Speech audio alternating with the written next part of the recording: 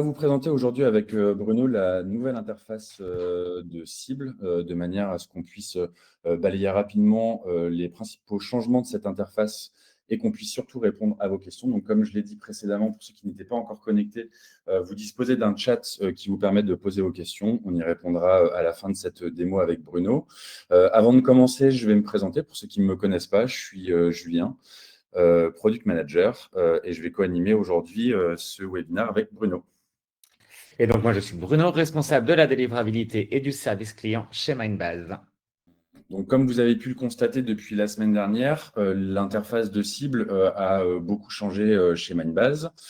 Et du coup, on va balayer ensemble aujourd'hui les principaux changements de cette interface. Donc, quand on se connecte dans le menu Outils cible, là où vous retrouvez en fait l'ensemble de vos cibles, la page a été modifiée. Donc, la première modification qu'on voit sur cette page-là, c'est l'icône cœur qui est présente à gauche du tableau et qui vous permet en fait en un clic d'enregistrer votre cible, enfin vos cibles comme favoris.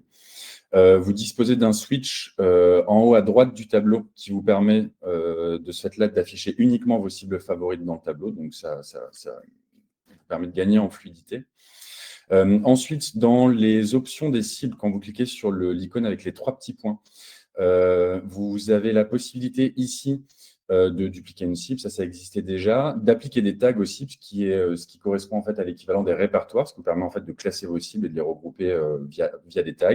Et vous pouvez évidemment supprimer des cibles. Ce qu'on va voir dès maintenant, c'est à quoi ressemble en fait l'édition d'une cible. Donc, quand vous rentrez dans l'édition d'une cible, la première, enfin, il y a pas mal de changements sur cette interface, mais si on les détaille un petit peu, un lien paramètre est présent tout en haut à droite du nom de votre cible. Lorsque vous cliquez dessus, c'est ici en fait que vous allez pouvoir renommer votre cible, définir votre cible comme une cible BAT ou verrouiller votre cible. Donc, c'est les options que vous aviez dans l'ancienne interface sur la partie haute. Ensuite, si on quitte les paramètres, on remarque qu'à droite du volume de la cible, on a un lien limiter le volume de la cible. C'est l'équivalent en fait ici de l'onglet affiner la cible et qui vous permet en fait de restreindre le volume de votre cible, soit en pourcentage, soit en volume. Donc, c'est exactement la même fonctionnalité qui était présente auparavant, mais qui est présentée différemment.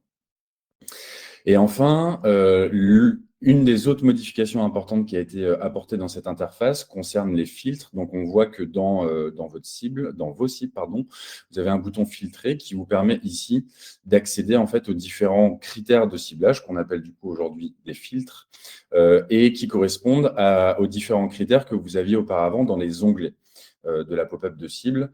Donc, c'est exactement la même chose. La seule différence, c'est que du coup, on a regroupé ça dans un bouton. Mais les fonctionnalités qui sont derrière, on va le voir, sont quasi identiques. Donc, on va peut-être s'attarder, Bruno, si tu le veux bien, sur une cible par comportement, puisque c'est quelque chose qui est très utilisé par nos clients. Donc, vous vous demandez peut-être comment cibler des contacts, par exemple, qui ont ouvert ou qui ont cliqué sur une campagne ou un envoi en particulier. En fait, quand vous ajoutez un critère par comportement, du coup, par défaut, vous allez cibler en fait des personnes qui ont ouvert au moins une fois pendant 30 jours. Mais si vous déroulez la liste avec l'opérateur au moins, vous allez voir ici que vous avez accès à plusieurs options et notamment en fait de sélectionner des envois ou des campagnes. Donc, si on sélectionne par exemple des campagnes, on va voir que un lien s'affiche à droite quand vous cliquez dessus. Un panel va s'ouvrir et va vous permettre ici de sélectionner les campagnes de votre choix depuis une liste. Donc là, voilà, on a forcément anonymisé les données pour cette démonstration, mais si vous sélectionnez plusieurs campagnes, voilà, vous avez la possibilité, du coup, de sélectionner ces campagnes, ensuite de choisir l'opérateur si vous souhaitez que les personnes aient ouvert l'ensemble des campagnes sélectionnées ou une seule des campagnes sélectionnées. Et du coup, vous validez votre choix en cliquant sur le bouton « Valider ». Et du coup, les campagnes sélectionnées apparaissent à l'écran. Donc voilà pour les principaux changements par rapport à l'ancienne interface, mais Bruno va poursuivre en vous présentant un petit peu d'autres fonctionnalités nouvelles de notre interface. Tout à fait. Alors, une autre nouveauté que vous allez retrouver dans les filtres, qui n'était pas un onglet qui était présent dans les anciennes cibles, est la présence dans une autre cible. Alors, qu'est-ce qui se passe? Oh, pardon, c'est pas celui-là. Désolé, je vais un peu trop vite. ici. Donc, la présence dans une cible permet d'utiliser une autre cible à l'intérieur de votre cible utilisée. Avant, on avait les cibles combinées qui permettaient de combiner des cibles ensemble, soit en union, soit en intersection, soit en soustraction. Dans les anciennes cibles également, dans les cibles simples, vous pouvez exclure des cibles directement à l'intérieur d'une autre cible dans la partie affinée, la cible. Donc, ce qu'on a voulu faire, c'est simplifier pour vous et aussi vous donner plus de possibilités de combinaison au niveau des cibles en rajoutant ce critère. Donc, il suffit tout simplement d'aller chercher des cibles. Donc là, on est dans la cible A, on va par exemple prendre la cible B et C. Et quand on sélectionne plusieurs cibles, on va retrouver, comme pour les campagnes, des opérateurs. Donc, c'est un peu l'équivalent de ce que vous aviez avant sur l'union. Par exemple, si vous utilisez l'opérateur OU, c'est-à-dire que les contacts doivent être présents dans au moins une des cibles, ou l'opérateur et, qui correspond à l'intersection de ce qu'on avait avant en fait, dans les anciennes cibles combinées, avec un opérateur et. Et le contact doit être évidemment présent dans toutes les cibles. Vous remarquerez ici qu'on n'a pas l'opérateur soustraction, qui permettait d'exclure des données. Pourquoi? C'est parce qu'en fait, vous allez retrouver dans Mindbase aujourd'hui une nouvelle partie qui s'appelle exclure des contacts, qui n'existait pas avant. Donc, exclure des contacts, si on veut strictement faire ce qu'on pouvait faire avant dans les cibles combinées, on va tout simplement filtrer par présence dans une cible. On va sélectionner la cible qu'on souhaite exclure, par exemple la cible webinaire qu'on a ici. On va la valider. Et ici, on va avoir une soustraction. Pourquoi c'est plus intéressant et pourquoi ça permet de faire plus de choses? C'est que, par exemple, dans notre cas ici, on a fait une cible d'intersection en haut à laquelle on va soustraire une troisième. Avant, vous pouviez uniquement faire que des unions, que des intersections ou que des soustractions. Donc, ça permet d'avoir un peu plus de liberté. Pourquoi aussi l'exclusion est intéressante aujourd'hui sur Mindbase, c'est que jusqu'à aujourd'hui, dans les cibles combinées ou à l'intérieur des cibles simples, l'exclusion était uniquement faite à partir d'une cible. Aujourd'hui, ce que vous pouvez faire, c'est que vous pouvez littéralement exclure à partir de n'importe quel autre critère qui sont disponibles sur Mindbase, que ce soit du comportement, à partir d'un fichier. Tout ce que vous pouvez retrouver dans la première partie pour segmenter, vous pouvez aussi l'utiliser pour exclure, ce qui va éviter la multiplication des cibles simples et combinées qu'on pouvait avoir avant. Donc, pour une facilité de lecture pour vous. Je vais vous prendre un autre exemple aussi, et pour vous expliquer aussi cette nouvelle partie qui est les conditions qui sont apparues sur Mindbase. Les conditions OU permettent aussi de pouvoir donner des conditions et des contacts qui doivent remplir au moins une des conditions qui seront à l'intérieur. Vous avez donc 3 cadres. Le premier cadre, qui est les contacts ont tous en commun les mêmes critères, les mêmes filtres qui seront mis ici. La partie conditions, ils doivent remplir au moins une des conditions qui seront à l'intérieur et une exclusion des contacts de la même manière. Aucun des contacts ne doit remplir ces conditions-là. Je vais prendre un exemple qui va être très concret sur la plupart de nos clients, qui est des filtres au niveau du comportement. Aujourd'hui, si vous voulez faire une cible comportement, par exemple sur Orange, vous deviez avant faire plusieurs cibles. Ici, ça va être très simple. On va faire une cible, par exemple, qui va aller chercher le webmail 43. Non, pas 43, pardon. On va mettre 37. Qui va être Orange, par exemple. Ici, on va valider. Et on voudrait les gens qui ont ouvert sur Orange sur les 90 derniers jours ou qui ont cliqué sur Orange sur les 120 derniers jours. Donc, on va aller ici dans la première condition qui sera affichée par comportement. On va aux les gens qui ont ouvert au moins une fois sur les 90 derniers jours. Ou alors les gens, encore une fois par comportement, qui vont avoir cliqué, ici, cliqué sur les 120 derniers jours. Donc ici, on va avoir donc, tous les gens orange qui auront ou ouvert sur les 90 derniers jours ou cliqué sur les 120 jours. Donc c'est une seule cible grâce aux nouvelles cibles sur Mindbase. Avant, vous auriez dû avoir une cible pour orange, une cible pour les ouvertures des moins de 90 jours, une cible pour les cliqueurs de moins de 120 jours. Et du coup, une quatrième cible combinée qui aurait combiné ces 3 premières cibles. Donc l'avantage en fait de ces conditions ici permet d'avoir sous les yeux tout de suite des cibles qui sont à la fois plus complexes en termes de calcul, mais beaucoup plus faciles en termes d'exécution. Voilà pour les principales nouveautés sur ces cibles-là. J'imagine que vous avez des questions. Ce que je vous propose, c'est qu'on passe directement maintenant aux questions. Julien, je ne sais pas si tu envoies sur le chat. Alors, on a une première question. Je n'ai pas trouvé une option pour cibler les contacts qui ont bien reçu au moins un email. Y a-t-il cette possibilité? Et pour les nouveaux contacts qui n'ont jamais été ciblés et pour celles qui n'ont pas reçu depuis quelque temps? Alors, Alors, ouais. Tu je veux, n'étais pas tu très veux bien répondre, sur Bruno? je t'en prie, vas-y. Je viens de parler. En fait, on a gardé en fait le fonctionnement qu'on avait auparavant, c'est-à-dire que si vous souhaitez cibler des campagnes, enfin des contacts pardon, qui ont reçu une campagne en particulier, vous pouvez le faire. En fait, il y a un filtre par des campagnes reçues.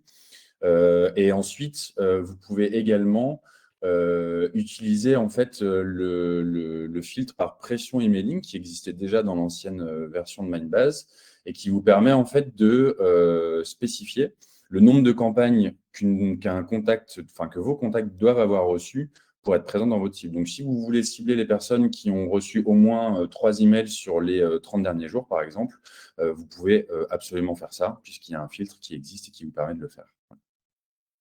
Comme je vous le montre à l'écran aujourd'hui, sur les 30 derniers jours, par exemple, ça, donc, ont reçu au moins 3 campagnes de tout type depuis 30 jours, de la même manière, ou des gens qui n'ont rien reçu, qui doit être exactement 0 Voilà.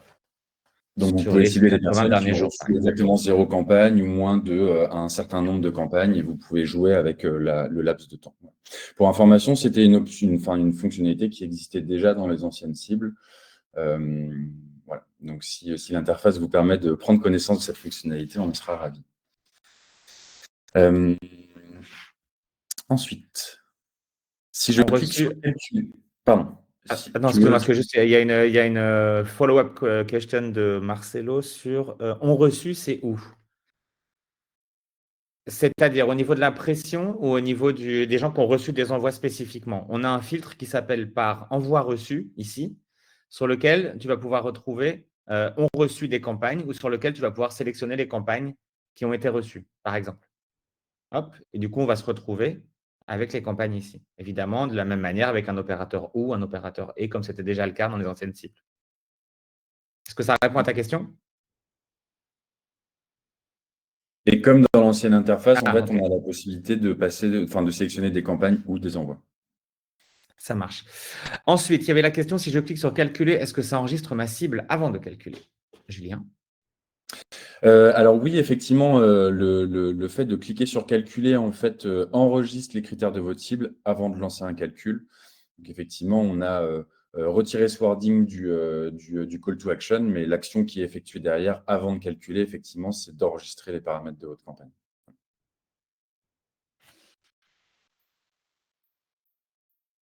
Alors, il y a une question sur le fait qu'on ne pouvait pas supprimer les cibles. Effectivement, c'est un abus de langage qu'on a fait. Les cibles aujourd'hui, donc on a, pour des questions de simplification de l'action que ça produit, le fait de supprimer une cible, donc de cliquer sur supprimer ici. Ici, vous avez un pop-up qui va apparaître qui va vous expliquer que cette cible continuera d'être accessible, mais dans la corbeille. Et vous pourrez évidemment la restaurer si besoin. Le mot archivé n'était pas forcément compris par tout le monde. C'est pour ça qu'on a pris cette décision. Donc, dans le menu à gauche, dans Outils, vous retrouverez corbeille. Et dans la corbeille, vous retrouverez toutes les cibles ou autres parties de Mindbase que vous aurez décidé de supprimer ici, avec possibilité, en cliquant sur ce point, de pouvoir le restaurer dans son état original. Attention par contre, si une cible est en cours d'utilisation sur une campagne, elle ne pourra pas être supprimée. De toute façon, il y a un message qui vous en alerte pour vous indiquer la raison pour laquelle la cible n'est pas supprimée. Donc, soit elle est utilisée au sein d'une campagne, soit elle est utilisée au sein d'une autre cible. Et donc, pour éviter tout problème lors d'un envoi, on a ajouté une règle de sécurité pour vous éviter une telle suppression. Julien, j'ai une autre question pour toi. Est-ce que les anciennes cibles créées sont bien reprises dans la nouvelle interface, surtout mes cibles combinées? Oui, bien sûr. Donc, toutes les cibles qui étaient présentes dans Mindbase avant la migration qui a eu lieu la semaine dernière sont toutes disponibles. Comme Bruno vous l'a expliqué, en fait, les cibles combinées en fait, s'affichent d'une manière différente dans la nouvelle interface, mais la requête qui est exécutée derrière est strictement identique. Donc, les comptages entre une cible combinée de l'ancienne version de Mindbase et la nouvelle version sont strictement identiques, puisque la requête, encore une fois, est strictement la même. C'est simplement, ça va vous demander un peu de temps d'adaptation, puisque l'interface et la manière de présenter ces cibles combinées a changé. Mais la cible en elle-même reste strictement identique. Donc, il n'y a aucune perte au passage. Toutes les cibles qui étaient créées dans l'ancienne interface le sont sur la nouvelle. Alors, je ne vois pas d'autres nouvelles questions. Ah, si, il y en a d'autres, pardon, excusez-moi. Y a-t-il la possibilité de créer une cible composée d'aboutis à une campagne et non abonnés ayant reçu? Alors, y a-t-il la possibilité de créer une cible composée d'aboutis à une campagne, donc de gens qui ont reçu une campagne? Donc, quand ils sont reçus, c'est que ça a été abouti, et non d'abonnés ayant reçu. Je comprends pas bien je comprends pas sûr de comprendre Si, la je question. pense, je pense que j'ai compris la question, Bruno. Enfin, je pense, parce qu'effectivement, dans le critère a reçu, c'est en fait les personnes à qui une campagne a été adressée, mais qui ont été, enfin, qui n'ont pas généré de boons. Et du coup, si la question consiste à dire que vous souhaitez récupérer en fait les boons d'une campagne, effectivement, c'est une fonctionnalité qui est toujours pas disponible à ce jour. C'est quelque chose qu'on pourrait éventuellement étudier. Je m'interroge simplement sur l'intérêt de mettre en place une telle cible, puisque du coup, ça va vous permettre de récupérer des adresses qu'on bouncées suite à un envoi. Et donc, a priori, ce n'est pas une cible qui serait utilisable dans le cadre d'un envoi de campagne. Je ne sais pas si j'ai répondu à la question, mais n'hésitez pas à le préciser dans le chat.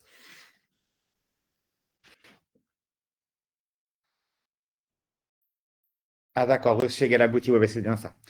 Oui, oui, c'est ça. Reçu égale abouti. Et par contre, si on peut exclure les bounce, de toute façon, sur les emails reçus, ce que vient de préciser Julien, de toute façon, c'est que les bounce ne sont pas intégrés à l'intérieur. Quand on dit a reçu un email, c'est les gens qui ont été avec un statut qu'on appelle sent, qui veut dire que c'est un envoi qui a été abouti. Ouais.